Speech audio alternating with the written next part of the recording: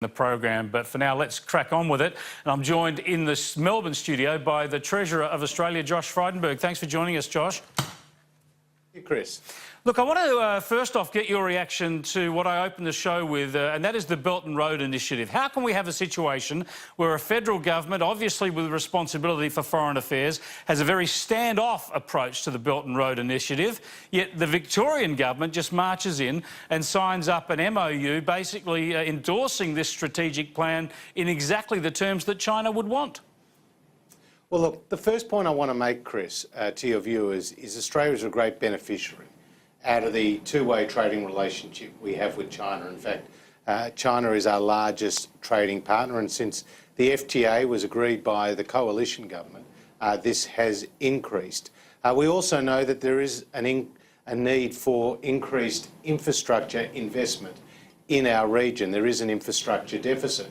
So Prime Minister Scott Morison said earlier this month that we welcome the contribution that the Belton Road initiative could make to infrastructure spending in our region. But that being said, we also want certain international standards of governance as well as transparency, and we don't want to see regional neighbours get into a situation of greater indebtedness that they could actually service effectively. So that is what our focus is. Now, state governments are entitled to enter into agreements with other countries. It happens at various levels. But you're right, it is the federal government which has sole responsibility for the direction of foreign policy on behalf of this country.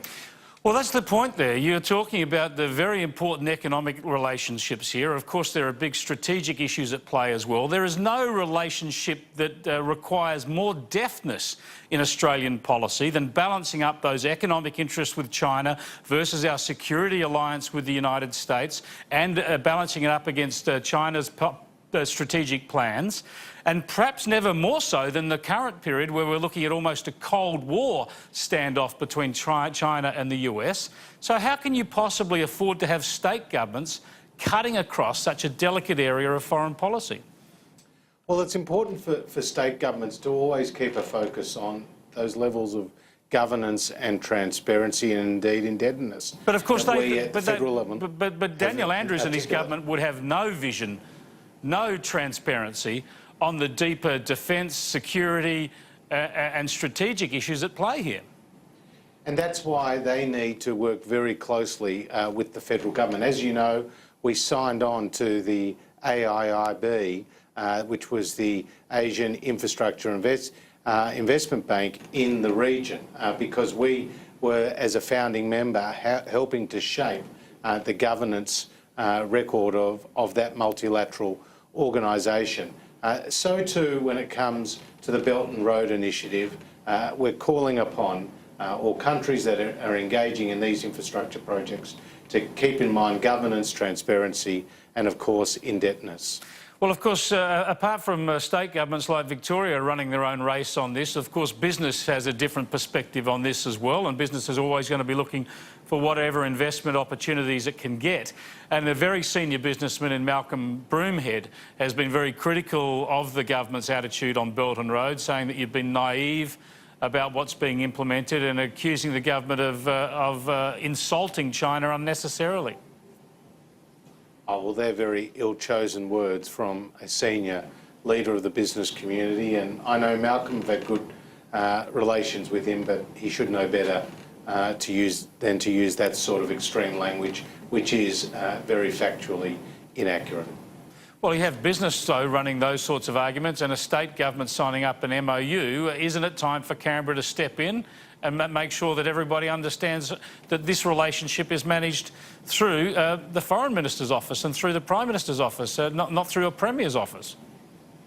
Well, someone like Malcolm Broomhead should be reaching out and seeking levels of briefing if he has not already done so. And I think it's important for the business community to be continuously in dialogue with our Foreign Ministry, which clearly has its finger on the pulse as to what's happening in the region, but more importantly, what are Australia's national interests. But I do want to reiterate that we welcome further investment in infrastructure in our region, and we play a role in a number of multilateral institutions to do that.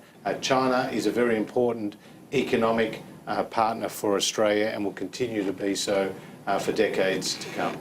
OK, I want to switch to the domestic economy, and the hot button issue around the country at the moment is real estate prices. We're seeing a steep downturn in Sydney and Melbourne, a little bit of the downturn in southeast Queensland as well. It's the sharpest downturn since the GFC.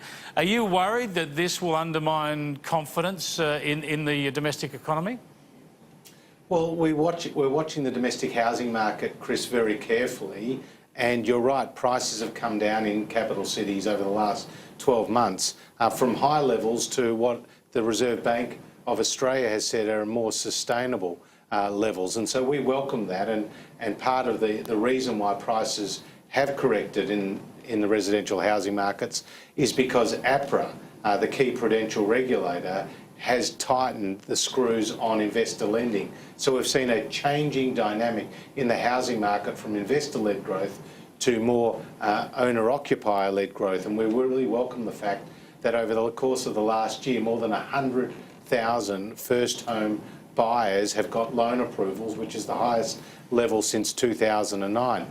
And so while the market is correcting, you have a Labor Party which is proposing to take a sledgehammer to housing prices. And if you own your house as a result of Labor's policy to abolish negative gearing as we know it, your house will be worth less. And if you rent your property, you will be paying more. And this policy will hit millions of Australians. It will affect every person who owns their house, and it comes at exactly the wrong time when we're starting to see prices come down from the heated market that we'd seen previously. Well, there's no doubt that Labor's tax changes on negative gearing and capital gains tax are aimed to take the heat out of the market. They were announced at the time when the market was overheated, so they're aimed to sort of take price pressure out of the market. So now, no doubt, they would exacerbate any downturn. But just a moment ago, you were singing the praises of a downturn. You were saying this is a good thing because it makes home housing more affordable and allows first home buyers in.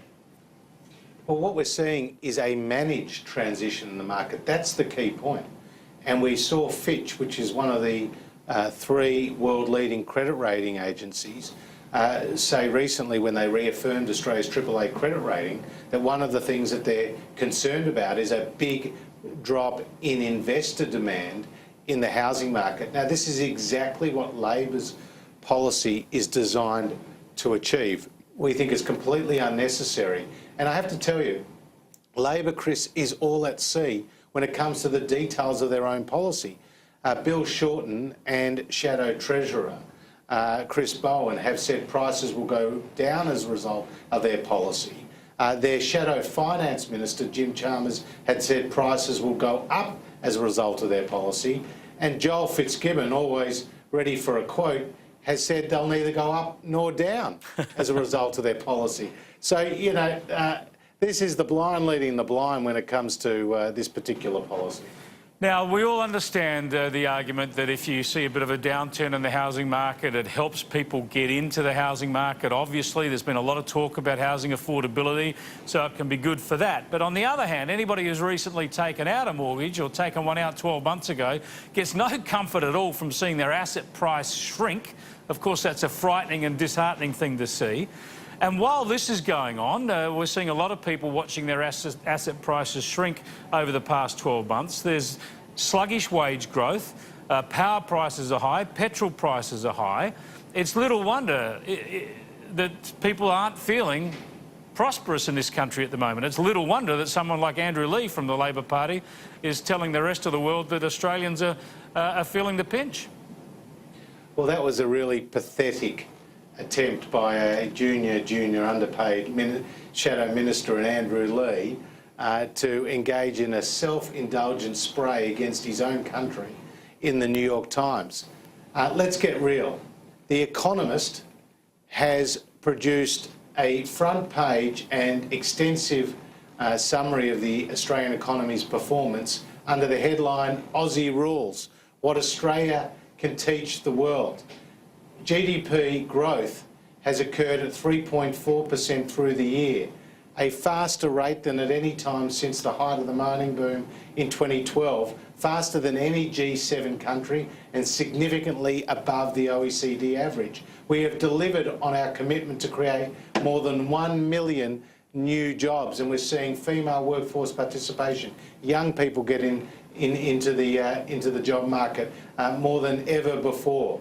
We have a AAA credit rating from the 3 leading credit rating agencies, one of only 10 countries in the world to have that, and our budget is coming back to balance a year earlier than expected in 2019-2020. So we are being lauded for our economic performance, and the economy, Chris, doesn't run on autopilot. But despite all that success, you've got a junior shadow minister going into a foreign paper to downplay Australia's economy and send exactly the wrong message to investors abroad. I mean, how many jobs does that create when he writes an op-ed in the New York Times attacking his own country? Really pathetic, if you ask me.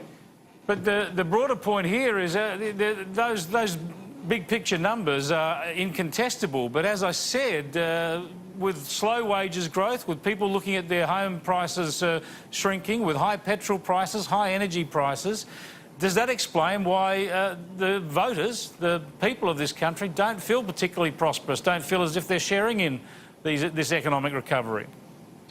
Well, I do think that Australians acknowledge that the Coalition is a far better economic manager than the Labor Party. We have taken the tough decisions as part of budgets since we got elected 5 years ago. In fact, we've brought the rate of real spending growth down to the slowest level in 50 years, and the number of working age Australians who are on welfare is now at its lowest level in 25 years. So I think the Australian people do understand that the Coalition can be trusted to be prudent and responsible fiscal managers. At the same time, you do point out power prices are too high, and that's why we're implementing the recommendations of the ACCC. You do point out that petrol prices have gone up quite significantly, but as you know, that's a function of 2 factors, one of the Australian dollar, but also where the global oil price is. And you are right to point to real wages growth, which has not been as fast as we would like it. But the Reserve Bank of Australia says as the Australian economy continues to grow, then the spare capacity in the labour market will be eaten away, and we will see real wages gradually increase. So I'm confident that come the next election, the Australian people will see a very clear choice between Bill Shorten and his big new tax and spend agenda, as you know, taxing on retirees, taxing on property, taxing on your business, taxing on your income and taxing on your electricity bill, as well as giving the union lawbreakers a seat at the top table to become union lawmakers under his government, compared to what we're proposing, which is a low taxing, a low spending agenda where government is there to facilitate the private sector to be the best that they can be. That is what has delivered real growth and real jobs over the last 5 years. Just quickly on a couple of those issues, petrol prices, are you looking at doing anything on petrol excise, or you rule out any action in that regard? We've got no plans to change the excise arrangements, bearing in mind what I just said to you, which was very clear, that prices have gone up as a result of the changes in the Australian dollar, as well as what happened in international fuel markets. The Labor Party will go and promise you the world, but we saw what happened with their fuel watch and with their so-called petrol commissioner who was given no commission. Both were debacles, and we've got to be very careful in this area, knowing the constraints that are operating internationally, given that we import the vast bulk of the petrol that we consume. Well, climate and energy policy under your remit when you were Energy and Climate Minister was at the heart of the change of Prime Minister. It was at the heart of why Malcolm Turnbull was overthrown by his own party. What are you doing in that space now? Are you doing anything more to bring down electricity prices and to make our electricity more reliable as well? Or is that it? The policies we've seen, what we got? Is there nothing left to offer Australia on electricity reliability and affordability? Well, there is a lot to offer, and there's a lot that we're doing, as well as there's been a lot that we have achieved. As you know, we saw prices come down in Queensland, South Australia and New South Wales from the 1st of July this year. We've seen wholesale prices come down by around 25% through the year, and we were successful in passing legislation through the Parliament to prevent the networks gaming the system and putting in new reforms that are seeing millions of Australians get a better deal from their retailer. That being said, there is more to do. We are no longer pursuing the National Energy Guarantee as our policy, but we are pursuing a reliability guarantee, which Angus Taylor has been successful in getting the states to agree to, and that will ensure that we have more firm power coming into the system, so when the wind's not blowing and the sun's not shining, power is being generated. When it comes to price, as you know, we've separated the role of the Environment Minister and the Energy Minister, and we are implementing the ACCC's recommendations, which include using the government's balance sheet to support the establishment of more firm power in our system, particularly to support industrial customers, the plastics, the paper, the chemical manufacturers, those in the mining industry that use a lot of power. They're some of the changes we're implementing, as well as a standard price from which the power companies will benchmark their discounts to avoid the complexity and the confusion that we've seen to date. So we're doing a lot of things in the energy space, but as I've told you numerous times, Chris, there is no silver bullet in this particular space. So, Josh Frydenberg, just tell me now, what are the central differences between the Turnbull government and the Morison government? Well, Chris, there's continuity and change. There is continuity in the health and education policy, obviously in border protection policy, and we've just seen the Trans-Pacific Partnership, which a lot of work was done under Malcolm Turnbull, coming to fruition. So there is that element of continuity. In terms of change, as I said, we've separated out energy and environment as ministerial portfolios, and we're no longer pursuing the National Energy Guarantee. Prime Minister Morison has also made a very clear point of dealing with the drought-stricken communities and helping them as much as we can, with including his $5 billion future drought fund, which was recently announced. Again, work was being done under Malcolm Turnbull, but this is also a key priority for Scott Morrison. Scott Morrison's his own person. He brings his own set of skills and experiences to the job. The people of Australia like what they see. We've got an economic plan that is delivering for Australians with more jobs and lower taxes. And just the other week, we passed through the Parliament tax cuts for over 3 million small and medium-sized enterprises, employing some 7 million Australians. That's what coalition governments do. They lower taxes, they create jobs. That's our economic plan, and we're continuing to roll it out. And you've blocked out your diary for Thursday night to sit down and watch Malcolm Turnbull on Q&A? I'll leave that to the commentators like you. Thanks very much for joining us, John.